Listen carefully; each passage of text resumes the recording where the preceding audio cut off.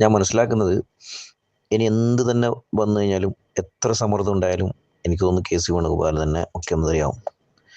ഈ തെലുങ്കാനല്ലേ, തെലുങ്കാനൻ്റെ മുഖ്യമന്ത്രിയൊക്കെ കേരളത്തിൽ വന്നിട്ട് പിണറായി വിജയൻ നേരിട്ട് ഏറ്റുമുട്ടുകയും ഒരുപാട് ഫണ്ടുകളൊക്കെ കേരളത്തിൽ ഇറക്കിയിട്ടുണ്ട്. മാത്രമല്ല ഇന്ന് കോൺഗ്രസ്സിന് ഫണ്ട് ഉണ്ടാക്കണമെങ്കിലും കേരളം പോലുള്ള സംസ്ഥാനത്ത് ഹൈക്കമാൻഡിന് താല്പര്യമുള്ള ആളുകൾ തന്നെ മുഖ്യമന്ത്രിയാണ്. ശരിക്കും പറഞ്ഞാൽ ഒരു അഴിമതി എന്ന് തന്നെ നമുക്ക് ആരോപിക്കാൻ വേണ്ടിയിട്ട് പറ്റും. ഒമ്പൻ അഴിമതിയായിരിക്കും കേരളത്തിൽ നടക്കാൻ പോകുന്നത്. കെ.സി.യിലൂടെ ഹൈക്കമാൻഡും പണം ഉണ്ടാക്കും. ഇപ്പോൾ ഇവിടെ ഇറക്കിയ ഫണ്ട് തെലങ്കാനയിലുള്ള മുഖ്യമന്ത്രിക്ക് തിരിച്ചു കൊടുക്കാൻ അങ്ങനെയുള്ളതൊക്കെ ഉണ്ട്.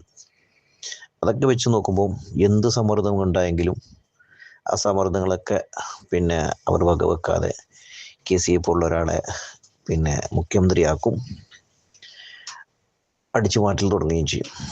അതിനാണ് ഇത്രയും സമ്മർദ്ദങ്ങൾ ഉണ്ടായിട്ടും ഇവരാരും ഒരിക്കലും അദ്ദേഹത്തെ ജയിപ്പിക്കാൻ പാടില്ല.